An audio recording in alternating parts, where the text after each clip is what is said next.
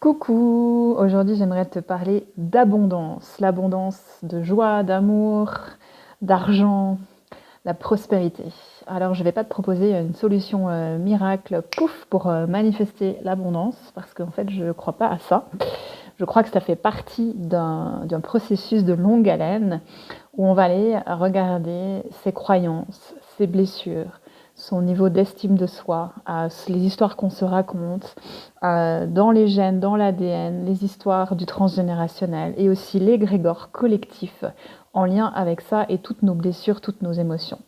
Donc, est-ce que tu as plutôt l'impression d'être dans une dynamique de manque? Est-ce que tu es toujours en train de te dire j'ai pas le temps, j'ai pas les moyens de faire ça, etc. Ou est-ce que tu es dans quelque chose de beaucoup plus ouvert, beaucoup plus serein, en lien avec la sécurité? Parce que l'abondance, c'est souvent en lien avec notre sécurité. Et notre sécurité, elle va toujours venir de l'intérieur.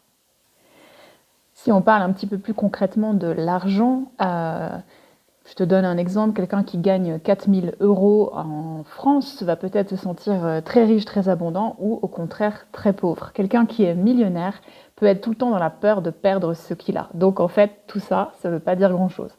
Bien sûr, on a besoin d'argent dans le système dans lequel on fonctionne, notamment pour se nourrir, pour avoir un toit sur la tête, pour les loisirs, etc. Mais il y a beaucoup de choses qui nous condamnent en fait à être dans cet état de manque permanent. Il n'y a jamais assez. C'est aussi l'égrégore qui est là et qui est tout le temps en train de nous être imposé par les histoires qu'on nous raconte notamment dans les médias, mais pas seulement. On est aussi, nous, chacun et chacune, responsables de ce qu'on projette à l'extérieur.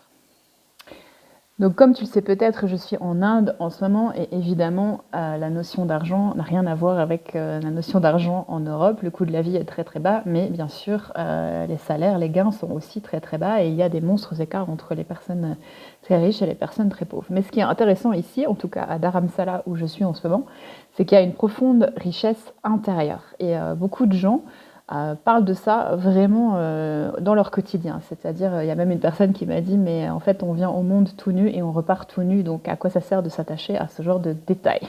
Le plus important, c'est l'esprit du cœur, la connexion humaine, etc. Et je suis totalement d'accord avec ça. Et en même temps, je vois bien que même en dépatouillant les croyances, en dépatouillant les pensées, les émotions, et comme j'ai dit tout à l'heure, l'estime de soi, son niveau de valeur, on est toujours happé par cet égrégore collectif et tout ce qu'on nous raconte autour de l'argent et du manque.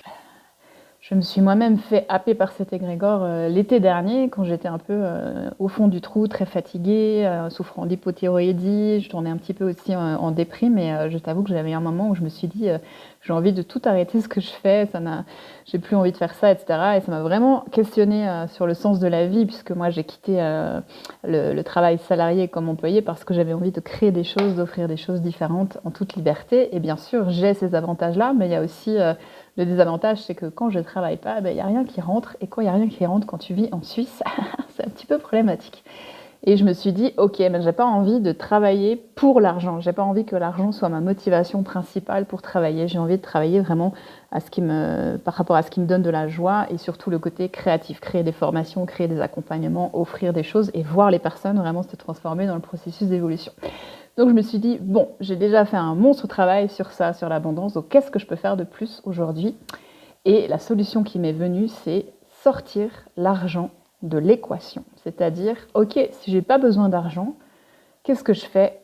Comment je vis, etc. Et en fait, en faisant ça, il y a mes guides qui sont intervenus en me disant, oui, en effet, Sylvie, il y a et il y aura toujours des solutions. Donc, ce qui coûte le plus cher pour moi en Suisse, c'est le loyer et la nourriture. Et après, les loisirs, il y a toujours des manières de trouver des choses moins chères ou gratuites, ne serait-ce que d'aller dans la nature, par exemple, faire une randonnée, ça coûte pas grand-chose. Et en fait, j'ai vu apparaître des choses à moi du style, mais en fait, je pourrais aller faire du woofing, travailler sur des chantiers participatifs et donc être nourrie, logée en échange du travail manuel ou autre que je pourrais proposer. Je me suis pas du tout mis à faire ça, mais juste le fait d'avoir cette idée, cette ouverture, cette solution, en fait, ça m'a ouvert quelque chose ici, ça m'a libérée d'un poids. Et vraiment, cette phrase est venue tout l'été, Sylvie, il n'y a que des solutions, il y aura toujours des solutions.